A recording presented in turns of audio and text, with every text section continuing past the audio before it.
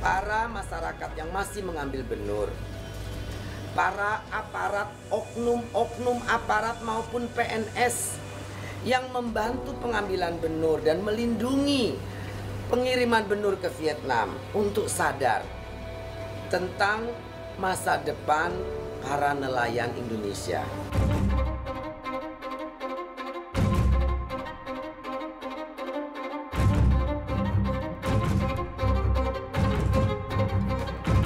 Ya, ekspor lobster ini masih terus pengkajian karena memang menyangkut banyak. Anda sendiri kan tahu, baru kita bicara rencana saja udah macam-macam ya beritanya. Tapi saya pikir nggak ada masalah, ini bagian daripada kebijakan. Ya, pro kontra ekspor benih lobster. Kang, saya ingin ke Kang Deddy lagi. Kang Deddy, jadi sejak awal Anda tidak setuju, apa argumen utama Anda? Kenapa jangan diekspor nih benih lobster? Iya, pertama kan itu merupakan bagian dari ekosistem laut yang harus dijaga. Dan itu adalah rangkaian makanan yang akan mempengaruhi produktivitas kelautan lainnya manakala itu habis.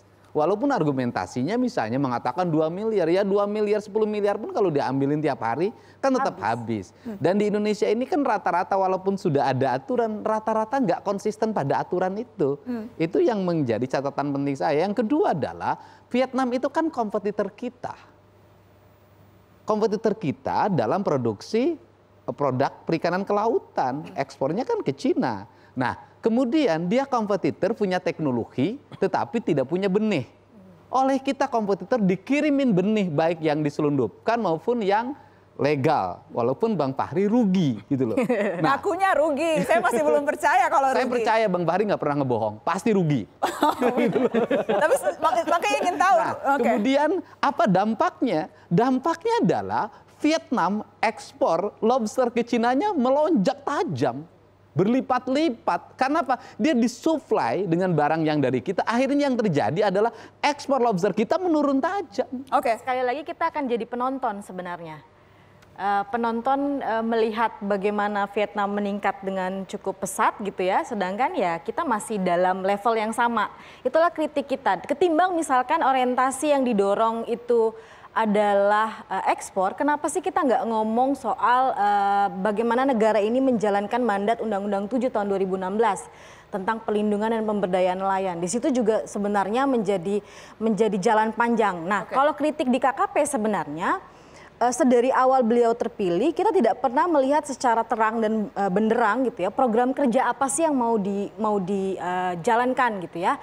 Karena setahu saya ada 18 aturan yang akan dikaji ulang, salah satunya adalah lobster, yang kedua adalah terkait dengan Permen 2 nih, urusan cantrang. Nah, ini cantrang juga 30 izinnya sudah keluar gitu. Ini jadi pertanyaan, ini berdiri atas nama siapa sebenarnya Kementerian Kelautan dan Perikanan? Gitu. Oke, Bang Fahri, jadi bagaimana? Karena Anda sebagai eksportir kalau tadi, wah ini nggak membawa untung apa-apa nih, yang untung malah cuma pengusaha begitu. Saya ingin tahu, jadi kalau Anda beli di nelayan, saya mesti tidak percaya Anda rugi, Bang Fahri. Saya ingin tahu, Anda kalau beli di nelayan itu berapa yang Anda bayarkan dan yang Anda kemudian dapatkan ketika Anda ekspor itu berapa? Kan jauh sekali jaraknya. Anda kan jadi presenter profesional karena nggak gampang percaya orang. Iya, makanya saya tanya. Gampang percaya kan nggak laku dia. Berapa, Bang Fahri? Ini Anda berusaha ngeles nih dengan muji-muji saya. Tolong dijawab saya dulu. Pensiun. Mas Deddy tahu nanti pensiunannya itu sekitar cuma 2 juta sampai 3 juta. Pimpinan saya kan dapat 3 juta. Bang Fahri, saya tidak tanya pensiunan DPR. Ya nggak cukup, saya bisnis dong. Bisnisnya di mana? Di kampung saya. Di sana ada masyarakat yang selama ini saya nggak pernah dagang sebagai pejabat. Saya anti dagang. Bersih, saya nggak dagang. Nah ya udah, saya lihat apa yang membuat masyarakat happy. Yaitu mereka mau nangkap benur itu, mau dijual langsung. Ide negara tentang profesionalisme nanti kita lawan Vietnam itu sophisticated, rakyat nggak bisa nunggu. Ini aja dijalanin dulu, rakyat jalan dulu, nanti negara ngomong ke Cina, Cina ngapain lu membiayai Vietnam, jadi biayai aja negara kami, orang benurnya dari sini ngapain kami kirim ke Vietnam. Di sini aja budidaya, nanti ente yang off-take semua dari sana. Nelayan kita happy, pengusaha happy, China dapat harga yang lebih murah, kan itu sederhana. Nah, kembali ke tadi. Tapi jangan korbanin nelayan dulu, nunggu ya. Nelayan nggak bisa nunggu, dia bukan orang kaya. Ibu Susi kaya, dia bisa nunggu. Mbak Susan, Anda mau menanggapi? Ya, ini jangan terjebak pada siapa yang melakukan apa ya. Menurut aku sih bukan soal Susi atau Edi gitu. Ini soal bagaimana kemudian kita ngomongin kedaulatan dan kesejahteraan. Kalau kemudian betul dikatakan nelayan memang tidak bisa nunggu, iya betul. Nelayan mana tapi yang kemudian tidak bisa menunggu gitu. Kalau kemudian mau tahu disparitas harga biasanya yang didapatkan nelayan begitu dengan yang didapatkan pengusaha yang ekspor gitu. Kalau Bang Fahri tadi nggak mau jawab, jadi saya ingin tahu. Saya harus tanya juga karena nelayan itu cuma dibayar 5.000 sampai 7.000 toh per. Ya peraturannya mengatakan harga di nelayan tuh nggak boleh di bawah 5.000. Oke. Tapi begitu dicek-cek harganya di pasar internasionalnya itu di bawah $1, bisa-bisa cuman 10.000, 11.000. Mengetahui rantai biaya, cost of production di tubuh pemerintah saja, bayar karantina, bayar cukai, bayar kargo dan lain-lain itu kita hitung-hitung, warna berubah, harga jatuh dan sebagainya. Ya nggak cukup. Makanya saya keputusannya berhenti. Oke, jadi Anda membeli, saya kembali ke pertanyaan awal. Jadi Anda membeli dari nelayan 5.000, yang bisa Anda jual? Saya kalau budidaya pun ya, kalau misalnya langsung budidaya gitu ya. Pasarnya itu memang harus deal dengan negara-negara yang terbiasa konsumsi lobster dengan harga yang tinggi. Oke, dan rakyat kita itu nggak terlalu terbiasa makan lobster. Sebenarnya apalagi hasil budidaya. Dan kita juga harganya nggak nanda, makanya budidaya kita nggak hidup. Ini ekosistem industri ini harus ada yang mengatur dari hulu ke hilir.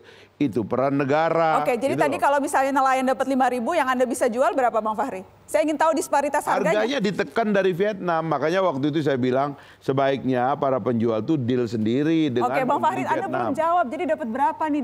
Anda beli? Rugi, nak. Ya Allah, sumpah rugi. Ya, saya ingin tahu ruginya bagaimana. Dua kali udah tutup.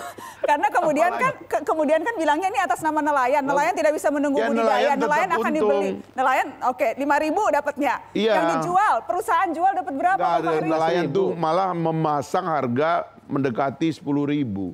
Ada yang belasan ribu. Jadi harga di nelayan sini 11.000, harga Vietnam juga 11.000, 12.000, ya matilah kita. Bagaimana Kang Deddy? Ya kalau lihat kisaran itu memang mungkin di sananya dibelinya 11.000. Panjang potong pajak kebagian 2.000 ya.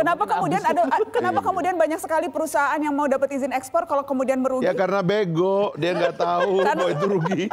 Saya tidak percaya ada pengusaha yang mau masuk bisnis ini, itu yang tadi, kemudian mau dapat izin ekspor sampai ditangkap KPK kalau yang semuanya ditutup merugi. oleh Pak Deddy dan kawan-kawan itu, saya tahu. Itu kan karena pengen jalan pintas. Dia lihat nih pasar nggak bisa nih kalau kita mesti nyetor ke negara. Dia ambil jalan pintas, dia nyelundup, dia menghindar dari cukai dan sebagainya. Dia deal dengan mungkin penerbangan liar yang ada di sini. Itu yang kemudian ditutup gitu loh. Oke, kalau begitu saya ingin tanya, apakah Bang Fahri selama dalam proses kemarin mengekspor ada tekanan-tekanan atau ada keharusan untuk mengikuti prosedur tertentu atau ada monopoli harus pakai kargo tertentu? Jadi gini. Setelah pariwara tetap di Mata Najwa, saya akan menunggu Bang Fahri Hamzah yang biasanya kencang, malam ini kok tidak kencang. Ada apa? Saya curiga ini. Kita akan bahas setelah pariwara, tetap di sini. Ya ampun.